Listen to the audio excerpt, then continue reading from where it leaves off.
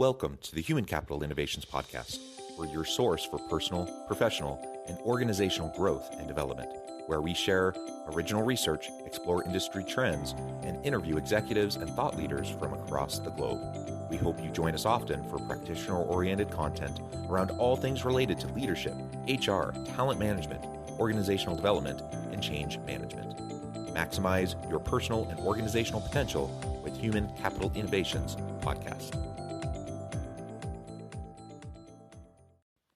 Do you enjoy the Human Capital Innovations Podcast? Please subscribe, leave a review, comment, share, and consider supporting the podcast on Patreon, even at the producer and sponsorship levels.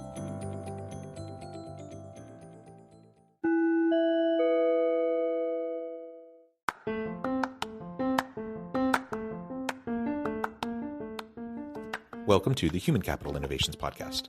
In this HCI Podcast episode, I talk with Owen McGabb and Nowell about helping businesses scale, organize workflow, increase productivity, and cultivate a winning culture.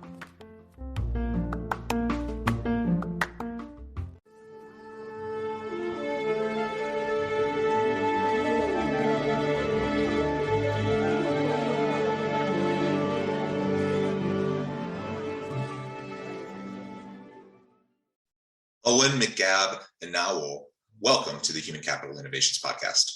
John, thanks for having me. It is a pleasure to be with you. I'm joining you from south of Salt Lake City in Utah. Where are you at? Germantown, Maryland, very close to DC. Wonderful. I love the DC and Maryland area. It's a pleasure to be with you today.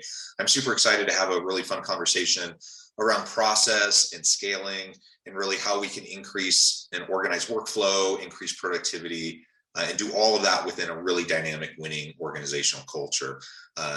There's a lot there that I just said, and we'll unpack that, and we'll dig into it. But ultimately, the goal in any organization is that we want to have leadership who supports a team to do work in a replicable way where they can be both productive and efficient, but also have the flexibility to work in a way that makes sense for them, where they can create and innovate along the way. And so all of this is going to go into our conversation that we have together today. As we get started, I wanted to share Owen's bio with everybody. Owen is the CEO and co-founder of Sweet Process, an easy-to-use software that enables company executives and their employees to collaborate together to quickly document and or improve their standard operating procedures, processes, and policies. Owen was previously the CEO of Hire Your Virtual Assistant, a virtual assistant service for small business owners. His specialties include business development, negotiation, operations management, and much, much more. Again, a pleasure to have you, Owen. Anything else you would like to share with me or my listeners just by way of your personal background or context before we dive on in further? Well, that is it. And I'll let you lead the way and we'll elaborate as we go. Okay, so why don't we start with your current company, your CEO and founder of Sweet Process.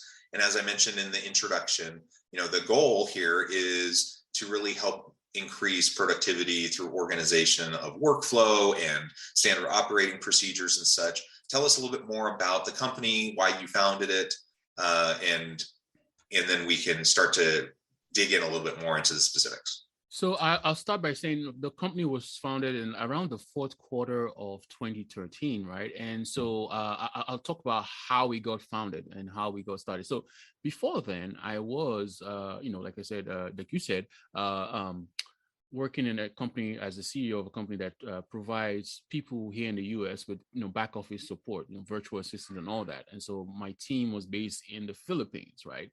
And at this point, it was popular for people to start understanding as a small business owner that you can actually get, support for abroad, right? Before then, it used to be a thing where you think that only the big companies like the Verizons and all these phone companies will do such a thing. And then there was a book that two books actually that came out around that same period. One was a 4-Hour Work Week. The other was, I think, The World is Flat by Timothy, I've forgotten his last name, sorry. But they basically made small business owners understand that they can actually do the same thing, and it wasn't just limited to the big companies, that they could actually find support and get people working for them abroad. And so that's what I was doing, was primarily working with the small business owners. But the thing is, when they read these books, they come and think that they can just magically just hire somebody and the person will just start from day one, take over their work and start delivering results. And so one of the things I had to do was teach them how to properly delegate the work to someone else who's going to do it for them, someone else who has a different culture and maybe even working at a different time zone. And to do that, it involves basically spending the time to basically document procedures for how the work is done. And so that, when you offload the work to somebody, they're working off something that with instructions, step-by-step checklist. And from there, you can build and improve upon that, to continuously improve the end result. So, what we were running into was that then, first of all, we'll have to educate our customer that, this is what you had to do. And then we'll bring them to the table and say, okay, and we used to use Skype then to have like a, recorded conversation. Okay, what is that task that is taking the most time right now that you want to hand over? Talk to us through about it, show your screen and all that stuff. And someone else on our team will take that stuff and actually build a step-by-step procedure of how that is done.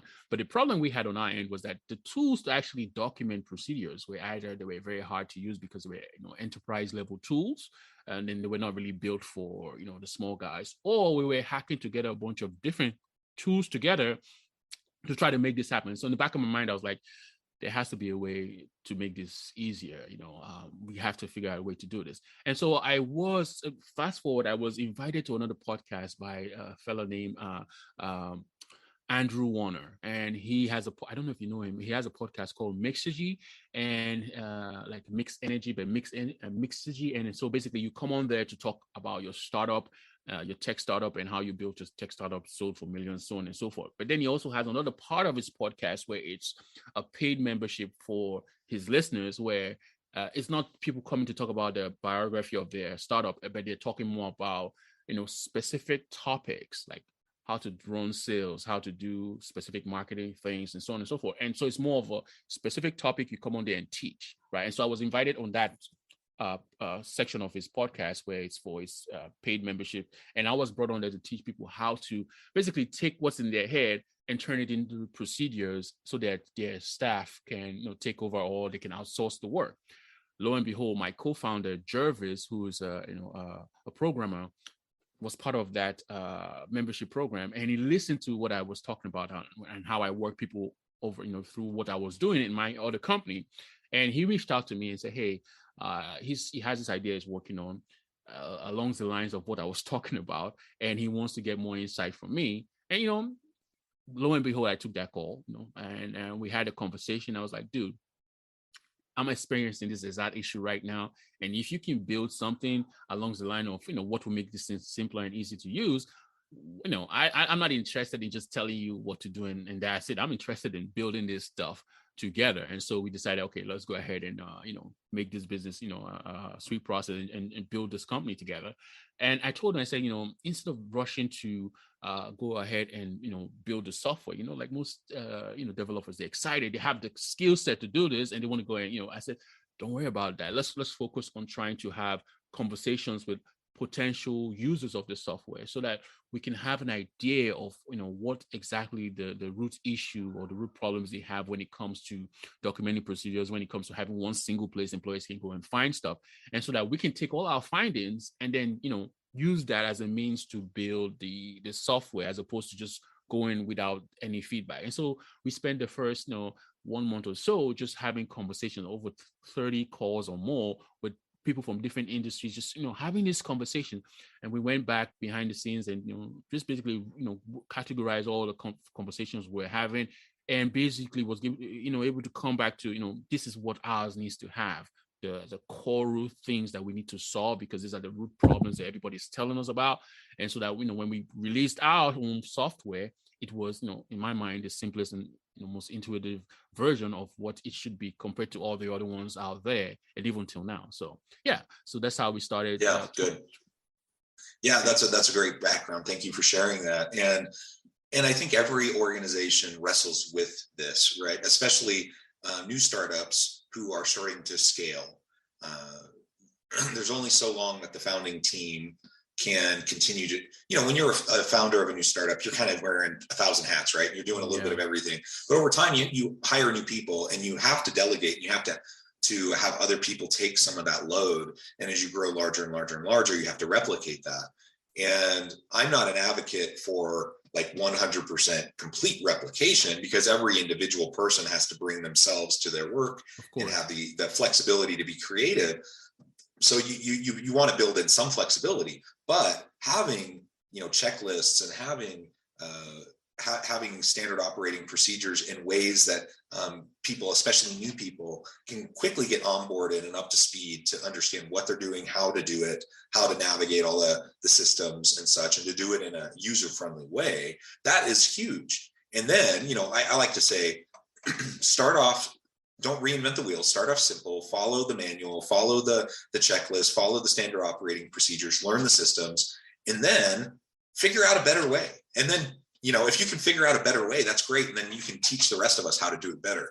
And that's great. And that can energize people and get them engaged. I remember one job I had, this was years and years ago, before I even finished my college education. I worked in a factory, and it was one of those things you go in and I was assembling the suspension system undercarriages of big tractor trailers. So it was repetitive work, but it was also fairly detailed, and there were a lot of steps, and there were a lot of things you had to do. And over the course of a 10-hour shift, I would, maybe do about one of these an hour, right? So it's repetitive, but it's intensive, and it takes a while to complete, all the steps into one of these things. Yeah. Well, I remember just being so invigorated, because being in a factory is not the most naturally invigorating setting. But my boss kind of challenged me and said, hey, let's see if you can figure out how to do this better. See if you can figure out how to do this more efficiently, faster, be more productive.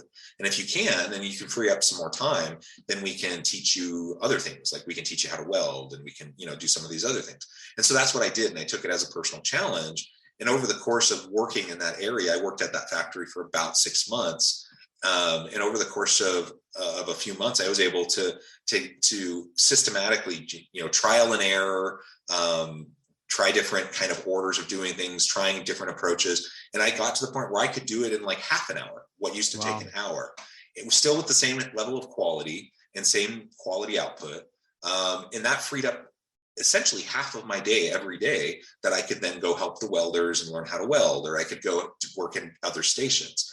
Now, this is a factory example. I know most of what you're doing is in an office setting, but the principle is the same. When you have standard operating procedures and you have processes, that's fantastic, especially when someone's new, and then build in some flexibility so that people can learn how to do it better, and then even give them the chance to share what they're doing and how they're doing it better with others, so that others can learn and grow. That just adds layers of value and engagement and excitement, that someone can get from their work that they perform.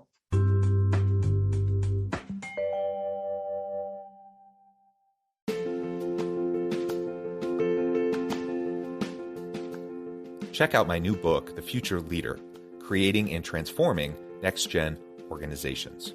Stemming from 2 decades of professional experience and over 600 in-depth interviews with executives, thought leaders, and scholars from across the globe, The Future Leader will help you explore the ordinary, everyday actions that will help you to prepare to lead in the future of work, to respond to an uncertain future, and to produce extraordinary results for individuals, teams, and organizations.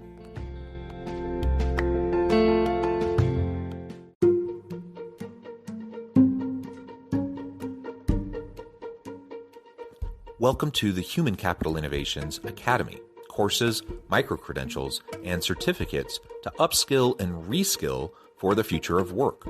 All HCI Academy courses, micro-credentials, and certificates are designed, developed, and delivered by award-winning and internationally renowned scholars, educators, thought leaders, executives, and practitioners. Our courses, micro-credentials, and certificates will help you make your mark on the future of work and make an immediate impact in your organizations. Check out the HCI Academy and our many course offerings and certificates to upskill and reskill for the future of work.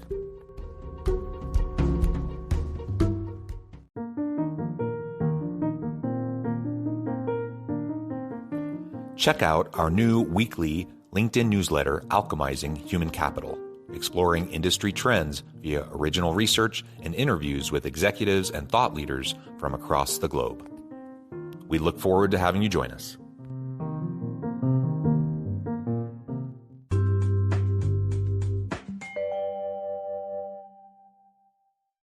Yeah, and the thing about it is that people might think that doing this when you think of procedures, they're like, I want to just start writing this thing down. I don't even have the time to do it. And so one of the things I like to do is give people the options of basically like cheat codes on how to actually get it done and not feel bogged down by it. So first of all, where do you want to start? First of all, the first thing I tell people to think of, okay, ask yourself this critical question: is this task needed for my business? Is it something that we really need to do or not? Because if it's not needed to be done, then you might as well just eliminate it altogether. There's no point, documenting a procedure for that. So now, and can I just add to that point? Go ahead. I think there are way more of those things than we sometimes realize. That we just, for whatever reason, historically, that people started to do these things, and then we just think we have to just keep doing them. Tribal knowledge, yeah. Yeah, exactly. Yeah. And a lot of those things simply don't matter. Maybe they mattered at one point, but they don't matter anymore. And so we have to ask ourselves those questions and do a little pruning, right, of the systems, the processes, the procedures, so we know what's actually essential and get rid of all the rest of it. Yeah. And so let's assume we've asked that question, and now we're down to stuff that we actually do need to do. Then there's now two categories that comes across, where it's, okay, the task that is needed to be done and it happens, on a recurring basis, but it's income producing. And this other sort of task that, happens on, it's needed to be done. It happens quite often, but it's not income producing. It's more like, the production side of things, but this side is where your customers come in and bring in revenue. A lot of people might be tempted to start documenting the income generating task, but I say don't do that yet, because if you document how those income generating tasks are, well, and then you go ahead and bring people to take over from you so they can do that work, now you have more customers with more need and more things they need to produce. And on this other hand, you have bottlenecks where you were preventing you from actually delivering the results. So I say focus on this other side first, so that if you identify the biggest bottleneck of your time and document how that work is done, hand it over to somebody else who can take it over, and start getting it done. Not even 100% perfectly, but at least anywhere from like 60% and up, and you improve from there. Now you are able to document the next bottleneck of your time, and so on and so forth. And before you know, you've freed up yourself to now start focusing on these income generating tasks, so you can start documenting those as well. But if you start from the other way, you're going to end up having more work being added to chaos already. So that doesn't work for you. That doesn't work for your customers. So start with the bottlenecks first. So now you've identified the biggest bottleneck of your time. And how do you document it? People automatically think that it has to be an encyclopedia. No, the checklist should be as simple as possible. The first thing is give yourself the permission that it's continuous improvement, where you're going to start from the barest minimum version of this thing, and you and your staff will work together to improve upon what you are documenting based on them taking instruction and working with you to build it out. And also, as they do work, when they come across something that is off or something that needs to be improved, they come back to improve it. So what goes into the first version of this document? I call it a minimum viable procedure. And all it has is just the title of the procedure and the title of all the steps. That's it. Nothing fancier than that. That's just a skeleton outline of it. Then what do you do to get details filled into it? Right. So I'm sharing with you how you can do this on your own, even without using our software stream process. But the concept, if you apply it, it will help you get these things documented fast. So now the next thing is, you probably have trained somebody verbally on this before, the task, like a manager or somebody. Now get them to work with you to build out the details of each of the steps. And the goal is, hey, don't go in there and write a 10-page for each step. Just go in there and write the minimum information on each step. And it can be screenshots, it can be small, short videos that go into each step, and so on and so forth. But go ahead and build it out. And now you've gone from that first version that was just a skeleton outline to now something that has some details in it. And then what happens next? Okay, start having, when you're assigning tasks to your employees, that procedure that you've documented is right there in front of them, so that they're following the steps and getting work done.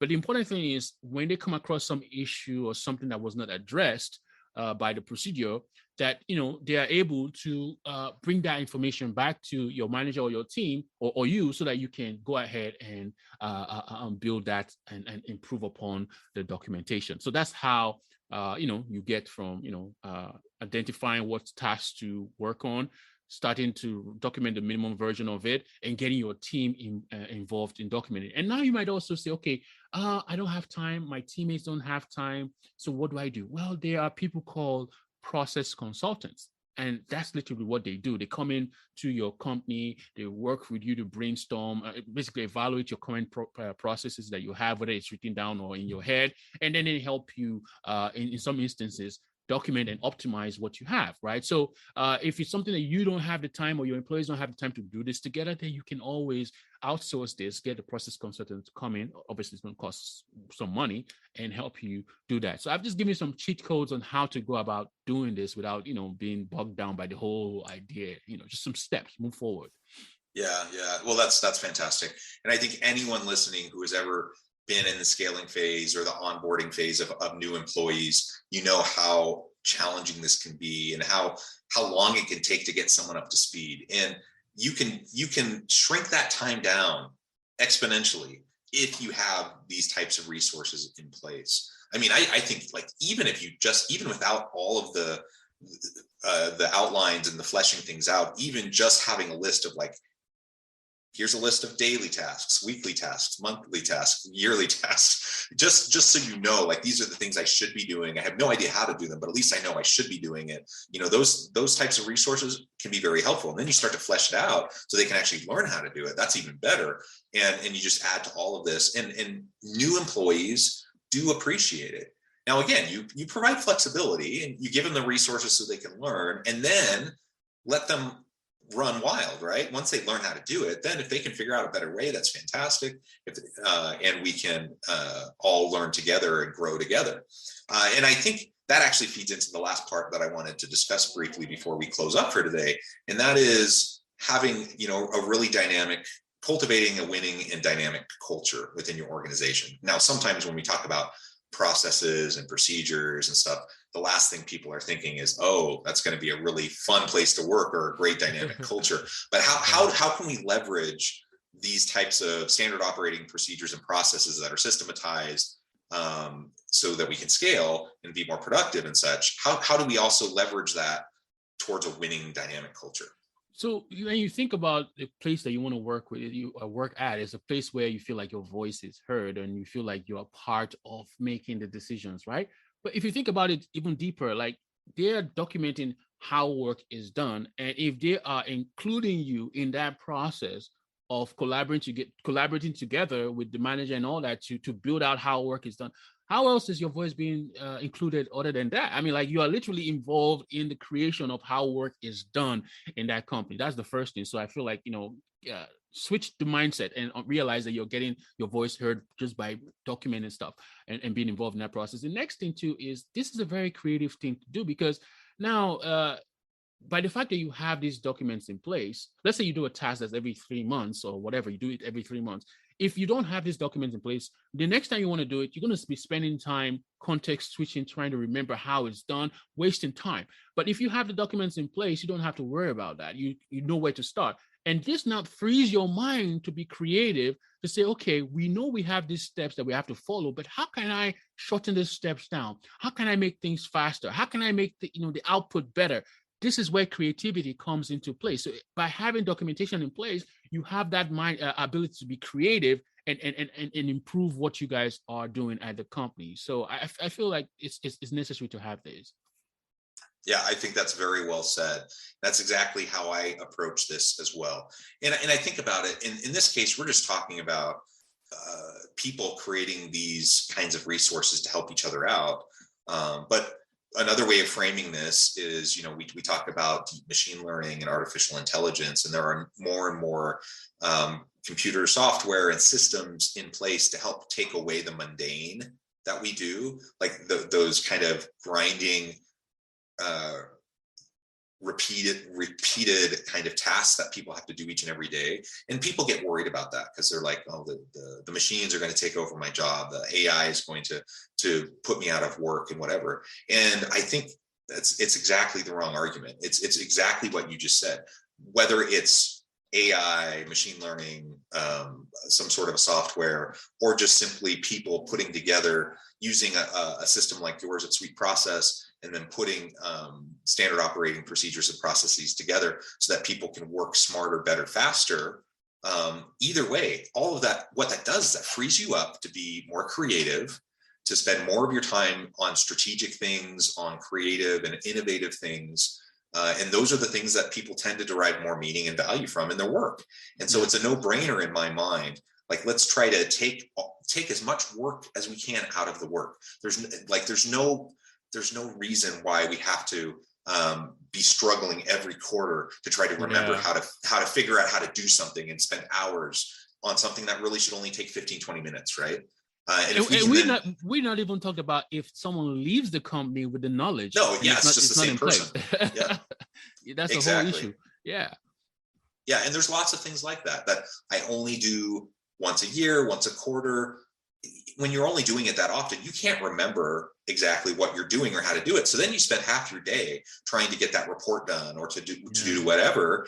And instead of taking the half hour or an hour just to get it to knock it out, you end up spending half a day or longer to do the same thing. Well, guess what? When you do everything that you've been talking about and sharing with us, when you do all of that, you've just freed up a bunch of time that now you can do creative things that are more meaningful and valuable to you and your organization. Yeah, exactly why. Wonderful. Well, Owen, it has just been a pleasure. I know at the time I need to let you go here in just a minute, but before we wrap up for today, I just wanted to give you a chance to share with listeners how they can connect with you, find out more about your work, and then give us a final word on the topic for today. So I know that people listening to this so far have gotten some tips on how to do this on their own, but sometimes you might want to start, instead of having a blank canvas or blank template, you want to start with something kind of like something you can refer to and build upon. So for that reason, I have a free gift for your listeners. Basically, it's a PDF that comes with 52 standard operating procedure templates that you can look at, and based on whatever task you're looking to work on, you might find some ideas that you can build upon. And to get that, go to sweetprocess.com/HCI. So sweet like candy, process like process, and HCI, which is short for the podcast we are on right now. So go ahead and you'll be able to download it and get those templates and check it out. And one thing I'm going to leave with the audience is just keep in mind that this is continuous improvement. So if you have that as the basis, then there's no wrong points to start, because if it's continuous improvement, you're going to continuously improve upon it. And so when you start documenting procedures, you can build upon that, and your teams can also work with you to build upon that and improve it over time. That's the goal here. Yes, absolutely. That is the goal.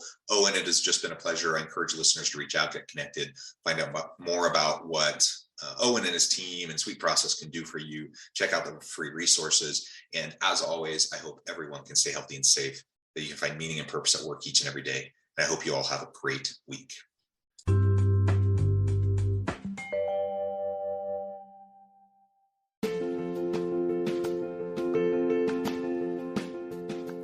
Bluer Than Indigo Leadership, the journey of becoming a truly remarkable leader. Early in my adult life, I learned about an Asian proverb that translates as bluer than indigo. If you think about the color indigo, it is a brilliant, deep, and vibrant blue, what some would call the bluest of blues. To have something that is bluer than indigo is rare and truly remarkable. Contrary to popular myth, there is no one-size-fits-all or cookie-cutter approach to effective leadership. There is no silver bullet, no secret sauce, no go-to model that will solve all of your problems. The truth is, great leaders have all had their unique strengths and flaws, and have all had to discover and then pave their own distinctive path in their life's journey to fulfill their leadership potential. Bluer Than Indigo Leadership will help you discover your own path and explore those ordinary, everyday actions that will help you respond to an uncertain future and produce extraordinary results for your individuals, teams, and organizations.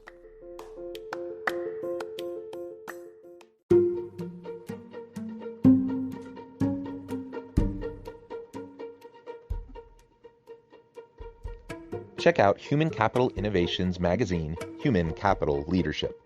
Human Capital Leadership is a free, interactive e-magazine with the mission to help individuals, leaders, and organizations find innovative approaches to maximize their human capital potential. We publish issues quarterly in August, November, February, and May. Take a look at the latest issue and let us know what you think.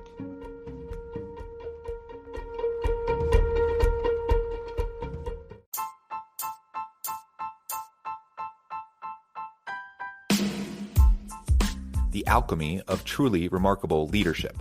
Ordinary, everyday actions that produce extraordinary results. Consider how the nature of work has shifted over the past 50 years. With increased globalization, rapid technological advancement, and the shift in economic composition, the average job of today looks very different than the average job of 50 years ago. What will the jobs and organizations of tomorrow look like?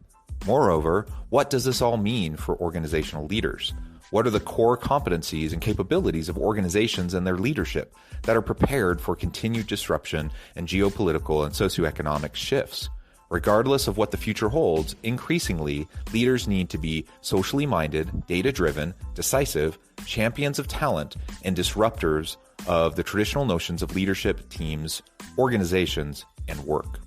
The alchemy of truly remarkable leadership will help you to explore your own leadership competencies and capabilities and consider ways to apply and implement them into your workplace and personal life.